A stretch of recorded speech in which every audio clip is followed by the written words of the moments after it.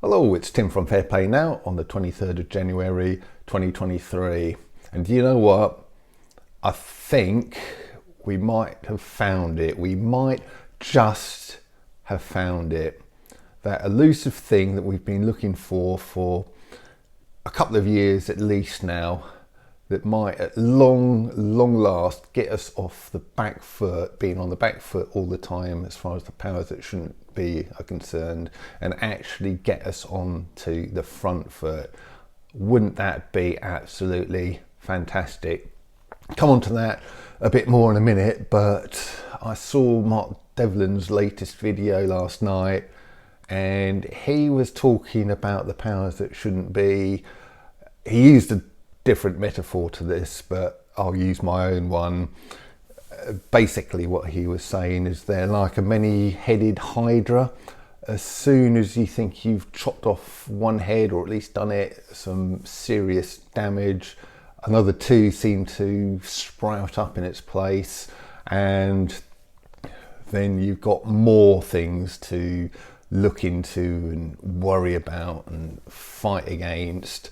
And you'd think, wouldn't you, that after that executive from the company that starts with PF, when she was there in the European Parliament admitting that their big V does not prevent transmission, you'd think that the whole big V mandate and the big V passports would just be dead in the water, and that the powers that shouldn't be would have moved on from that, wouldn't you? But no, it wasn't long after that revelation that I think it was the Indonesian health minister was saying at the G20 conference in Bali, he was still going on about big V passports. I believe in more recent times, the brand new Prime Minister of New Zealand, who just seems to be another WEF puppet, to be honest with you, he was saying the same kind of thing. Of course, we had Tony Blair at the WEF conference in Davos last week, saying again, going on about the big V passports. And also, I believe, I might be wrong on this, but I believe that Thailand,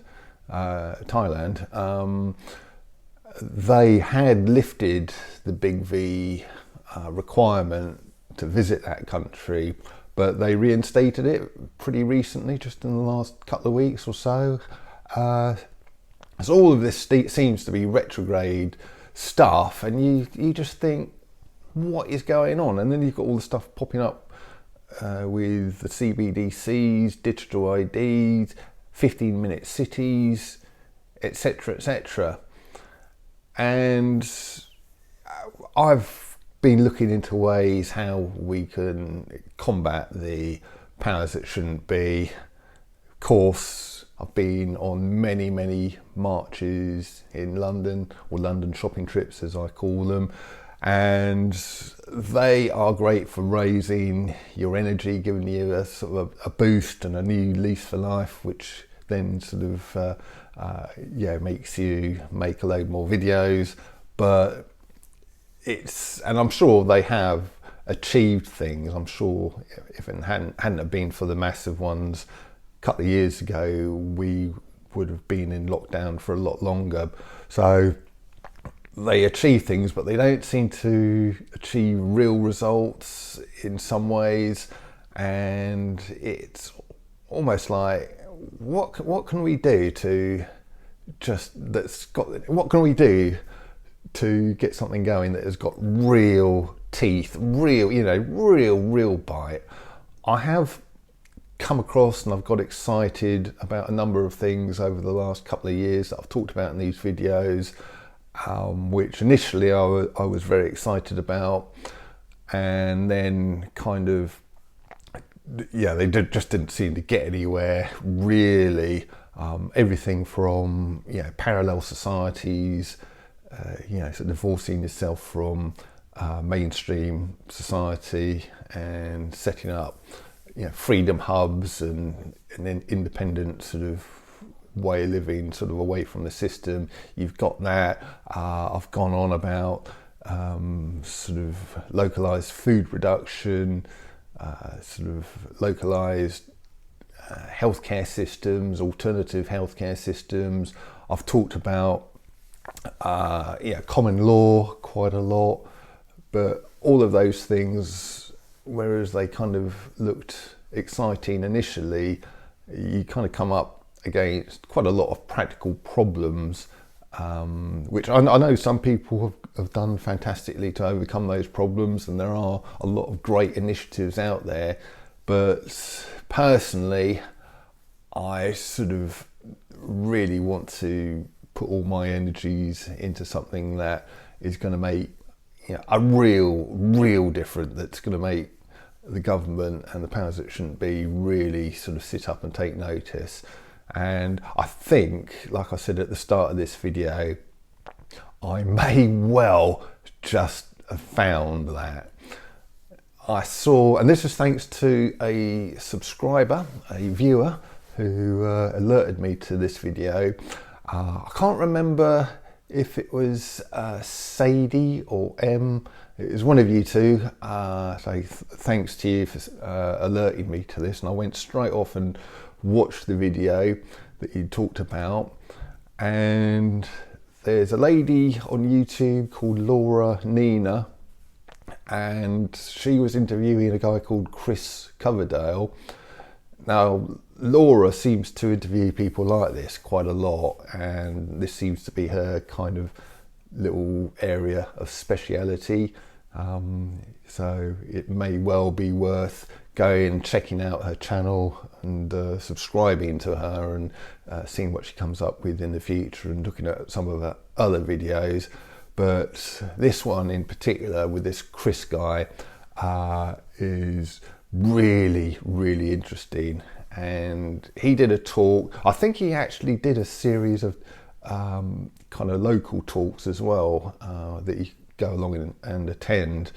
I think it's something like using the law. No, what did he call it? The road to freedom using the law, or something like that. Basically, he was saying that the most successful revolutions and rebellions that have been in history have involved basically sort of withholding the payment of taxes. That's how the American Revolution started, how the Russian Revolution started, and a lot of things that have happened successfully in this country have come about through that kind of activity. So he was saying that one thing, or a couple of things we could do, would be to do that. And it's totally legal as well. He was saying that our government, by fighting these illegal wars, they are breaking the law themselves. And he said that there is actually another law on our statute books where if you suspect someone or an organisation is breaking the law, not only are you kind of legally exempt from paying tax, you're actually obliged to not fund that organisation. Otherwise, you yourself are committing a criminal offence. And he was also saying that this applies equally to governments as it does to criminal organisations. So he was saying that, coming out with information to say that we have got every right and a legal obligation to withhold taxes. And then he went on to say about a couple of strategies how that could be done. First of all, he was saying you can set up a trust and you pay the money that you normally sort of use to sort of pay your taxes with, instead of paying the government, you pay them into this trust. And as long as the trust is set up properly, which he can teach you, I think, and as long as it's all worded properly, you can sort of pay this money, your money, into the trust. Therefore, you've actually paid your taxes, so they can't come and say, look, this is tax evasion, mate, you're going to prison or whatever. You can sort of say, well, no, I have legally paid my taxes, but I've just paid it into this trust. And then you just make a condition of the trust before they get their money at the end of the tax year, you will get your taxes as long as these conditions are met. And those conditions would be things like, not fighting these illegal wars and doing the various other illegal things that the government does, and bringing those responsible in government for doing these illegal activities, bringing them to the courts and prosecuting them. And then you just make that the condition of your sort of paying your taxes. Well, as soon as you stop this illegal activity, and as soon as the people responsible go to court and are brought to account, then you can have my money. And then if that doesn't happen by the end of the tax year, April the 5th,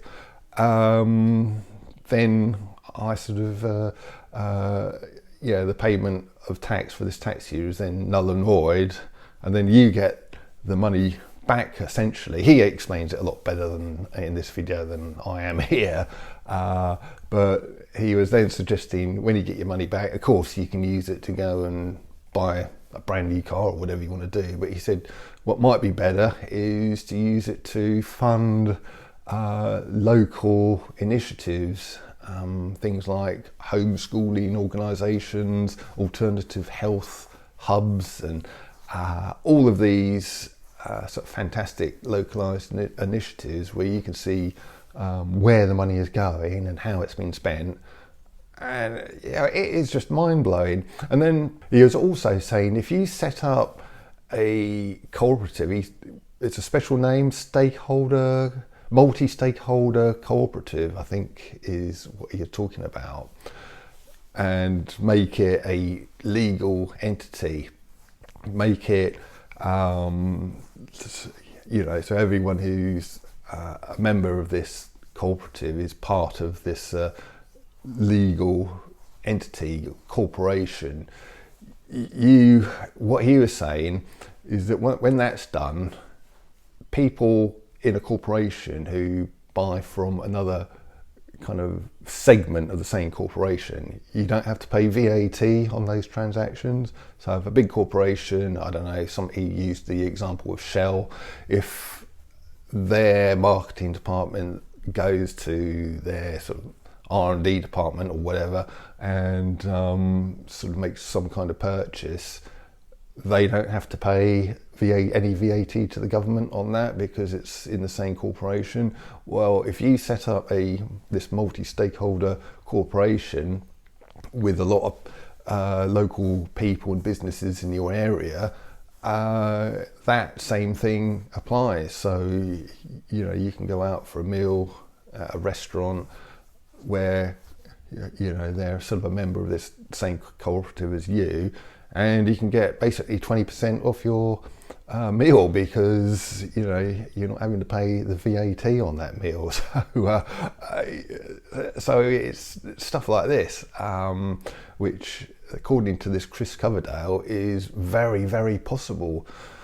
And the most beautiful thing about it is these loopholes, if you want to call them loopholes, they're never going to be closed because it's what the powers that shouldn't be use themselves. As I was saying, this cooperative thing, VAT thing, that's what they use to save themselves a load of VAT, and it's what all of these very rich organisations and individuals use to not pay tax. We all know these people pay very little tax, and the reason why they're able to get away with that is because they set up trusts, and it's perfectly legal for them to do, to not pay taxes, or nearly as much tax as they should be paying, really.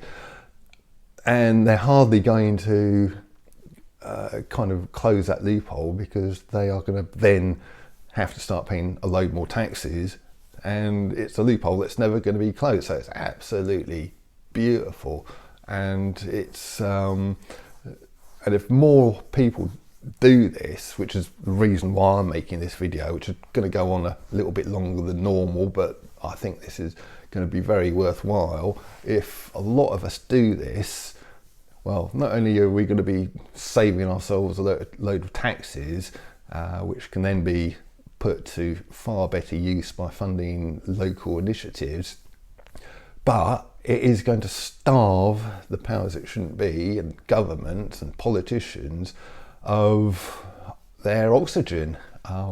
Money in the form of taxes is literally a government's oxygen. You start cutting off that supply, and they are going to sit up and take notice very, very quickly, and they're going to have no choice but to listen to you in very short order. Unlike, sort of going on these sort of protests and things, which seem to be largely ignored a lot of the time, not all the time, but a lot of the time, largely ignored. But yeah, you start attacking that oxygen supply, and they will notice very quickly, and they will drop their nonsense very quickly. So anyway, I'm going to let you go and watch this video. It's on this platform. It's about 1 3/4 hours long, I think it was, but well worth sitting all the way through and watching. I think you are going to be blown away by what this Chris Coverdale guy says, and the links to it will be in the comment section and the description box below. So go and watch it, and either leave a comment under this comment section or email me, whatever you'd like to do, with your thoughts on this, because I think it's something that if what this Chris guy is saying is right, and he seems to be very, very knowledgeable and highly experienced in all of this kind of thing, he's been doing it for decades, it could be the thing that finally gets off the back foot that we've been on all the time since early 2020, and get us onto that front foot at last. So I'll leave it there. Back tomorrow. Tim from Fair Play Now. Thanks for watching.